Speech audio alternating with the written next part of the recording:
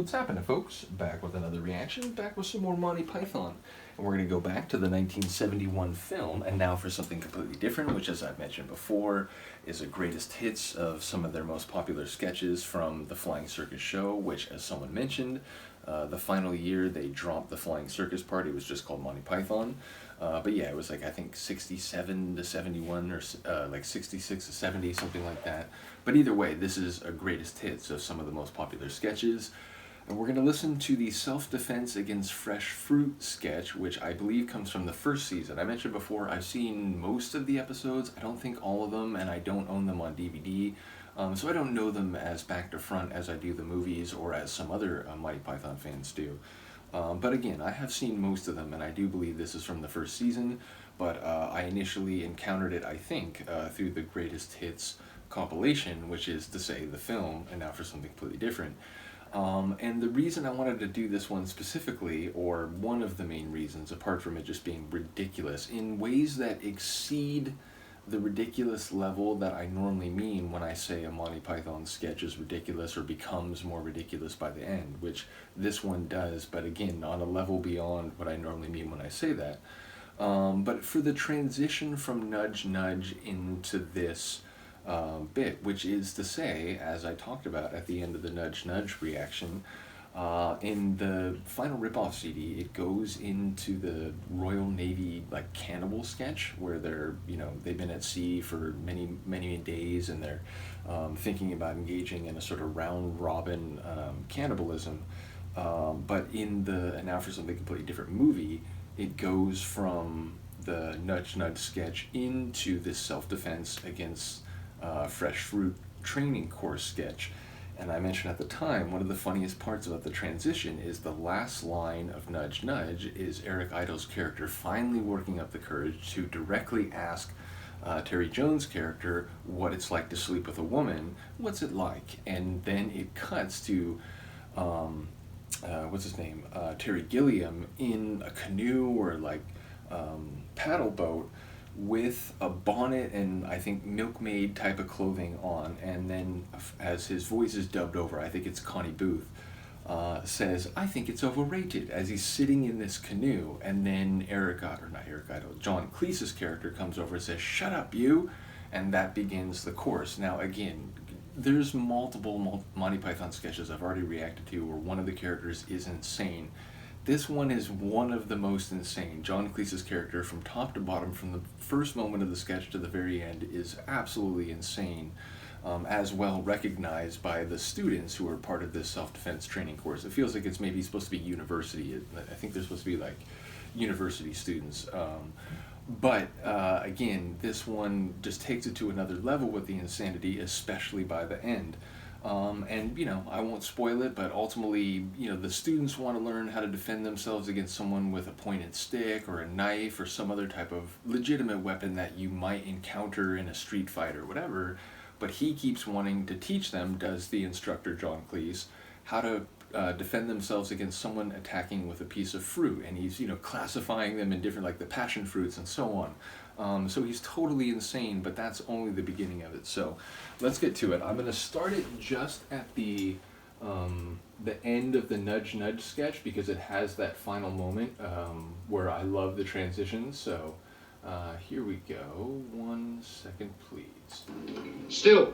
Oh, hey, Jim. Well, I mean, like you've done it with a lady. You've slept with a lady. Yes. What's it like? Well, I think it's overrated. Shut up, you! Good evening, Cross. Evening. Where's all the others then? Not here. I can see that. What's the matter with them? Dunno. Perhaps they've got flu. Flu? They should eat more fresh fruit. Makes a very weird face there. Right, now, self-defense. Tonight I shall be carrying on from where we got to last week, when I was showing you how to defend yourselves against anyone who attacks you armed with a piece of fresh fruit.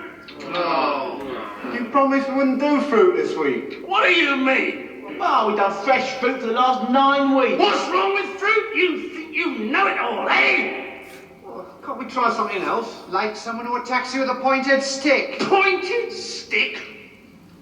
We want to learn how to defend ourselves against pointed sticks, do we? Getting all high and mighty, eh? Fresh fruit not good enough for you, eh?